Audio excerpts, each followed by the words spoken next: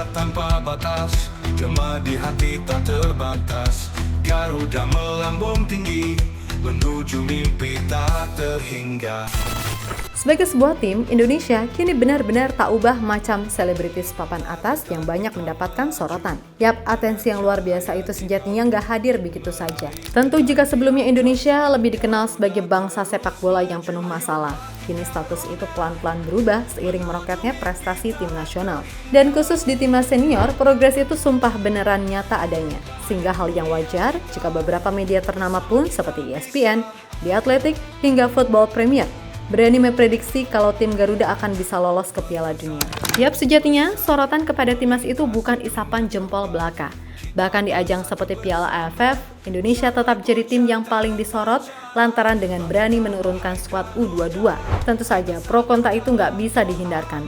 Namun apapun itu, semua pasti ada tujuannya. Nah, rupanya segala sorotan yang ada termasuk di Piala AFF nanti membuat tim-tim lain di ASEAN makin iri kepada Indonesia. Apalagi dengan performa Indonesia di round 3 kualifikasi Piala Dunia. 7 pelatih ternama secara langsung tak langsung turut memberikan pujian atas perkembangan yang ada sejauh ini.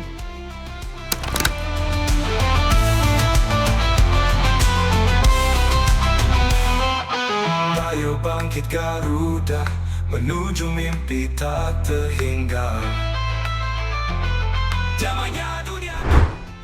Bukan rahasia lagi, kalau timnas Indonesia kini benar-benar jadi daya tarik tersendiri bagi media-media internasional. Bahkan FIFA aja nih, sampai menyebut kalau Indonesia adalah tim paling seksi di kawasan Asia lantaran sorotan yang tiada henti terus mengarah kepada pasukan Garuda. Jelas semua hal yang terjadi, tidak lepas dari semua doa dan usaha yang dilakukan. Dan tak lupa, para supporter di sini juga sedikit banyak membantu membuat segalanya lebih jos gandos. Pokoknya sekarang, laga timnas Indonesia jadi salah satu laga yang paling dinanti, khususnya di kawasan Asia itu sendiri. Kita bersatu bersama, capai puncak tanpa cara. Bangkitlah wahai Garuda, kita satu dalam doa, mimpi tak terhingga, genggam semua harapan kita. Ayo bangkit Garuda, menuju mimpi tak terhingga.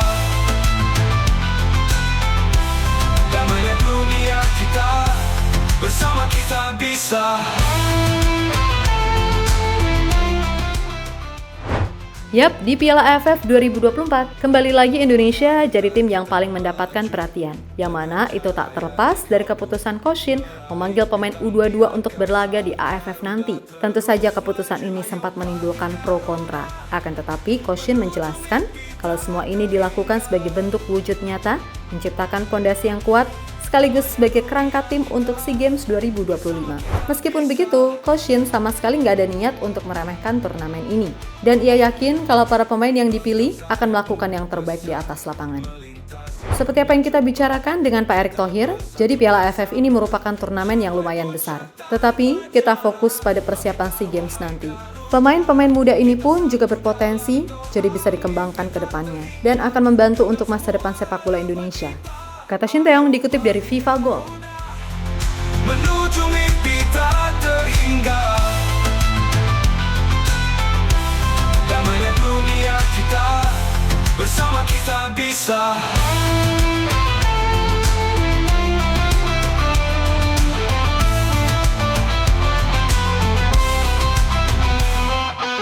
Ayo bangkit Garuda.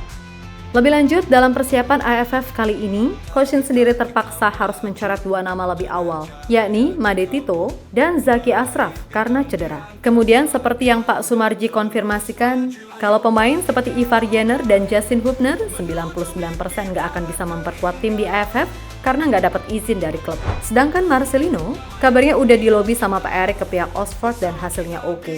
Lalu untuk Asnawi dan Arhan, keduanya dipastikan bisa ikut. Sedangkan Rafael Strijk hanya mendapatkan izin dari klubnya Brisbane Roar kalau Indonesia lolos ke babak semifinal ataupun final. Dan dari semua itu, Pak Sumarji sendiri menegaskan gak ada masalah karena ia sendiri sadar turnamen AFF bukan ajang resmi FIFA.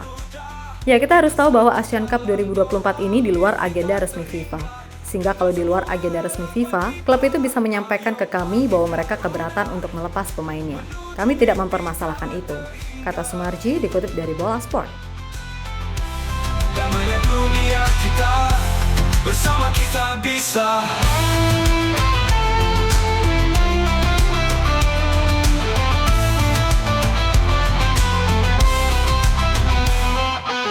Ayo bangkit Garuda, menuju mimpi tak Sementara itu, melihat sikon yang ada, terutama soal sorotan yang terus mengarah ke Indonesia, membuat rival-rival di ASEAN ngiri sengiri-ngirinya. Yap, selain Malaysia, negara yang paling ngiri sudah pasti adalah Vietnam. Beda dengan Thailand yang udah agak legowo, Vietnam ini walah tantrumnya bukan main. Ya gimana enggak, secara hasil mereka udah kalah mulu dari Indonesia di 2024 ini. Kemudian internal sepak bola mereka juga sedang nggak baik-baik aja. Ditambah prestasi timnas secara umum juga menurun. Dan di Piala AFF ini, mereka yang udah jauh-jauh TC sampai Korea, tapi tetap saja Indonesia yang dibahas mulu sama media asing gara-gara nurunin tim U22. Ya makin ngamuk lah mereka, dan gak kebayang sih semisal Indonesia mampu lolos Piala Dunia, amin.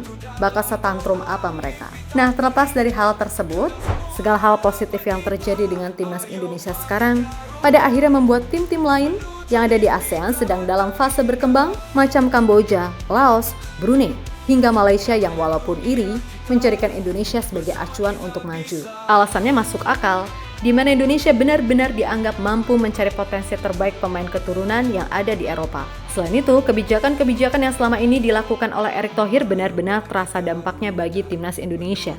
Dan jangan lupa, program potong generasi yang dilakukan Coach Shin, seperti yang kembali ia lakukan di Piala AFF 2024 ini. Beneran menjadikan timnas Indonesia kini banyak diisi pemain-pemain bertalenta, yang masih bisa berkembang dalam 5-7 tahun ke depan. Sebaliknya, Vietnam yang dulu dianggap sebagai tim terkuat bersama Thailand, sekarang ini benar-benar menurun. Terutama Vietnam yang ibarat sekarang hanya jadi samsak bagi timnas Garuda. Ada kesenjangan besar antara kami dan Indonesia. Terkadang kita berpikir sepak bola di ASEAN tidak bisa berkembang, tapi Indonesia telah membuktikan semuanya. Ucap pelatih Brunei, Mario Rivera, dilansir dari Borneo Bulletin.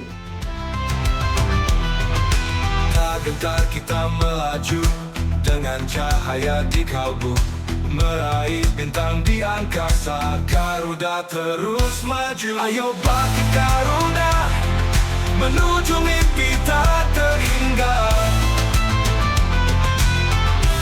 Damainya dunia kita, bersama kita bisa.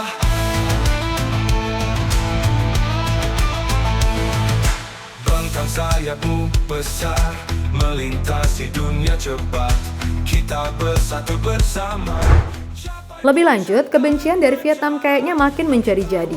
Manakala 7 pelatih ternama secara terbuka juga menyampaikan rasa kagumnya atas progres nyata yang terjadi dengan timnas Indonesia, di mana nama-nama pelatih seperti Jose Mourinho, Lionel Scaloni, Louis van Gaal, Roberto Mancini, Pep Guardiola, Hajime Moriyasu, hingga Jurgen Klinsmann tidak ragu mengatakan kalau masa depan sepak bola Indonesia kini benar-benar cerah. Yap, Jose Mourinho, sebagaimana dilansir dari turkitoday.com, menjabarkan jika sangat kagum dengan permainan transisi yang ditampilkan Indonesia di bawah Sinteyong, di mana itu berbeda jauh dari apa yang pernah ia lihat ketika datang ke Indonesia pada 2013 saat mengawal Chelsea ketika itu. Mereka bertahan dengan baik dan menekan dengan baik. Mereka bermain dengan kompak dan terorganisir, tegas Mourinho. Sementara itu, Pep Guardiola yang sedikit banyak tahu soal kondisi sepak bola Indonesia karena pada tahun 2012 silam, ia pernah datang dan sempat juga melihat Tristan Alif yang ketika itu sedang viral karena olah bolanya yang oke di usia sekecil itu. Ya, Pep sendiri pernah berujar ketika ia melihat komposisi tim Indonesia yang mayoritas diisi pemain muda, membuat tim ini sejatinya sangat rentan akan konsistensi.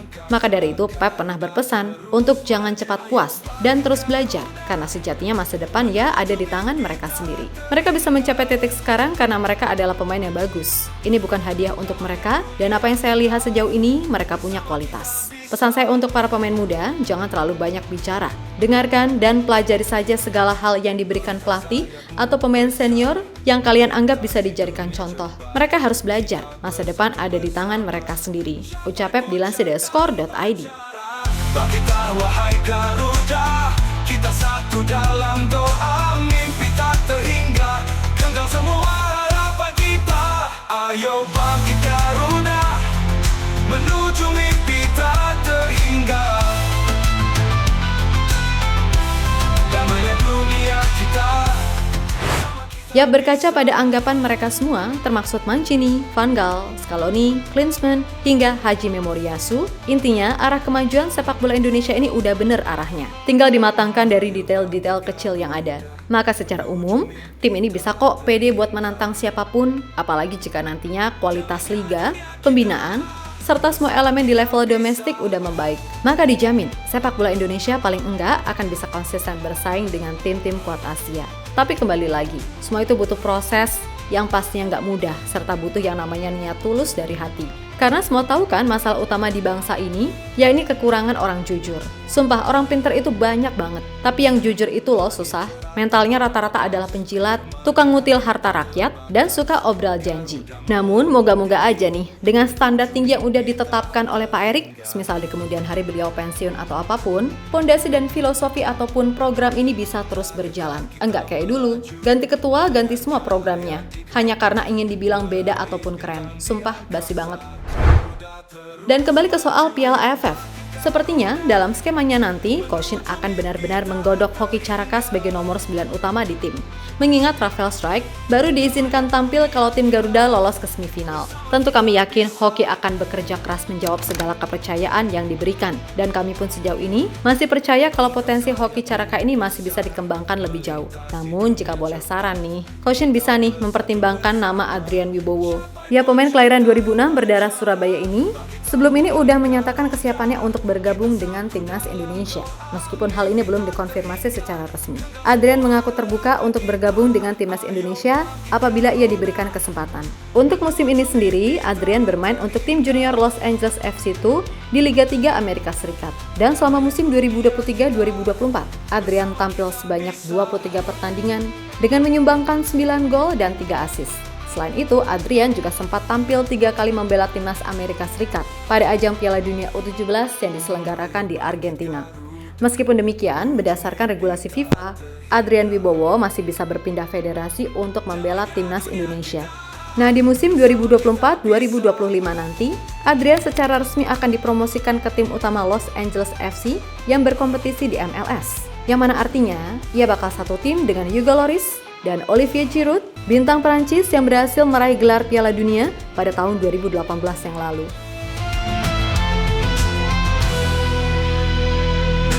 Langit cerah tanpa batas, gema di hati tak terbatas. Garuda melambung tinggi, menuju mimpi tak terhingga.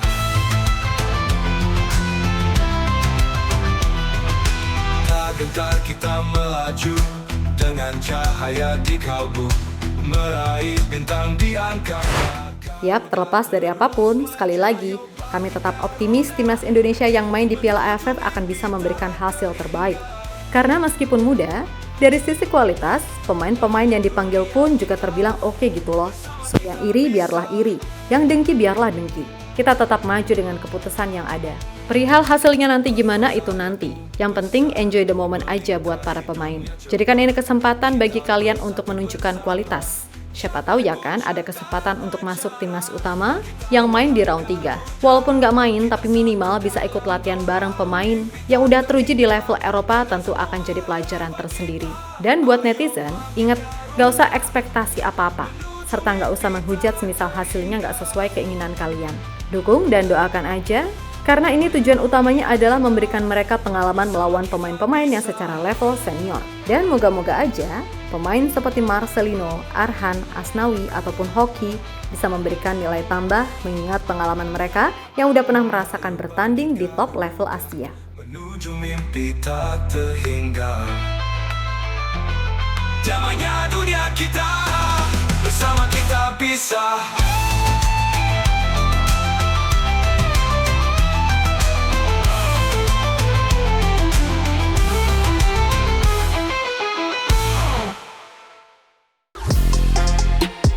Halo, izin iklan sebentar ya guys. Jadikan ruangmu bernuansa timnas. Temukan beragam poster dinding, sepak bola dan timnas dengan desain menawan, kualitas premium dan harga yang tidak akan menguras kantong. Segera klik link Shopee di deskripsi video ini dan dukung timnas dengan sepenuh hati. Mulai dari dinding rumahmu.